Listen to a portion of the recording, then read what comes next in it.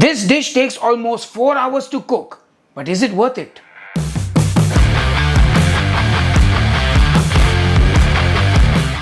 Horns up and welcome to a brand new episode of Meet India, my series where I take you on a culinary journey across the many states of India to showcase the best meat and seafood dishes this country has to offer.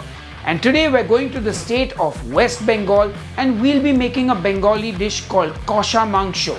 Kosha is a kind of cooking style and Mangsho means meat. Now this is a delectable mutton curry that is made by slow cooking the meat for a long time and constantly scraping the brown bits at the bottom of the pan to make an umami flavored curry.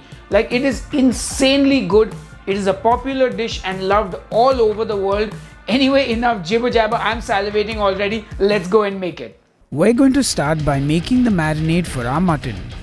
In my blender, I will add onions, garlic, yogurt, salt, garam masala and turmeric.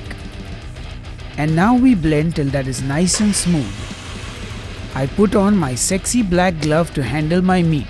This is bone-in mutton, which is goat meat, but you can also use lamb. You want a nice mix of meat from the leg, the shoulder, and make sure it has a bit of fat as well.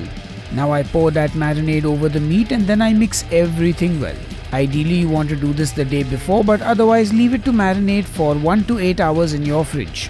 However long you can manage. Time to make a spice mix for the kosha mangsho, and we start with 2 teaspoons of cumin powder, 2 teaspoons of coriander powder and 2 teaspoons of Kashmiri red chilli powder.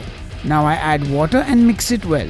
Now I'm not 100% sure why we do this, but I assume it helps the spices distribute evenly in the curry when it's added. To begin the cooking process, I get my kadai on the stove and heat up a generous amount of mustard oil. To that I add some dried Kashmiri red chillies, 2 bay leaves which I tear apart with my bare hands, a black cardamom, a stick of cinnamon, 10 cloves, 10 green cardamoms, and then I saute those before adding in a very large amount of sliced onions. And then I give it all a good mix. Make sure you slice the onions saute style like this. And now we want to cook these onions on a medium heat for about 8 to 10 minutes till they get nice and brown. But you can't leave them and walk away. You need to open up the lid and stir it every 2 minutes. If some of them are browning faster than others, you can use my trick of adding water and mixing it and then letting the water dry out. This helps with a more even browning. Once the onions are reasonably brown, we add in 2 tablespoons of ginger garlic paste, 1 deseeded green chilli, and continue to saute for a minute or 2 before we add in our spice mix. Cook that for a couple of minutes before adding the marinated mutton, and now turn up the heat on high and saute that bad boy. You just gotta work that mutton like you work those dumbbells in the gym. Keep stirring, let things caramelize and brown, and then after about 5 minutes of serious arm workout, add in some yogurt, some sugar and mix well. Then add water and now just let it cook. This is basically going to take anywhere from 1 to 2 hours of cooking. I suggest you cover and cook for 10 minutes at a time, but keep opening it up and stirring the mixture and just really reduce the liquid, intensify the flavor of that gravy. You have to cook it till the mutton not only becomes tender but also the color changes. This is a long and tedious process, and that's why this tastes so good. Cook this till the kosha mangsho reaches its final form. Thick, dark brown and a giant umami bomb. At this point you can add some water depending on how thick or thin you want the gravy to be. Finish with some sliced and deseeded green chilies and a generous dollop of ghee. And the kosha mangsho is finally ready, and it really is a labor of love. You will be a soaking wet pile of sweat, but it will be worth it. Anyway, I serve it up and just look at that gorgeous kosha mangsho. Of course, I got to give you that front camera shot, and let's break into that mutton. It's so soft and tender. Anyway, it's time for the official taste test. Alright folks, it's time to taste the kosha mangsho. And look who's back in the kitchen joining me. It's my dad, Mickey Makija. Kosha mancho I thought was a Japanese or a Chinese dish, but apparently it's a Bengali dish. Yes, Dad, it's a Bengali dish. Kosha mangsho. It's kosha. Goat meat. Yes, mutton. So dig in. Just love that.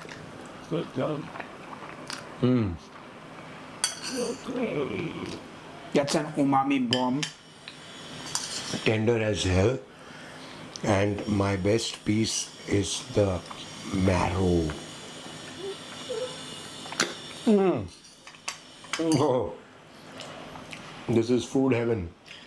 Unbelievable. Oh, So this takes 2 hours to make. yeah. Like you have to 2 just- minutes to eat it. Yeah, it's a long process, but it's totally worth the effort. Absolutely. Like the amount of flavor in this, and obviously, as you guys know, I don't eat spicy food, so this is not a spicy KOSHA Mangsho. I deseeded the green chilies. I use Kashmiri red chilies, so the spice levels are perfect for me. But of course, you can make yours spicier. Just use green chilies with the seeds and everything. And yeah, normally they eat it with a sort of sweetish pulao, but I'm serving it with jeera rice because that's what I had at home. But does this get the horns up from you? Absolute horns up. And it's like a starter for me because I got a whole lunch waiting at home. Awesome. So on that note, we're going to say goodbye to you guys, but I'll see you on the next episode of Headbangers Kitchen. Until then, cheers and keep cooking. A big thank you to everyone who supports me on Patreon and here on the YouTube channel memberships. You are all awesome, and a big thank you from me once again for all your support.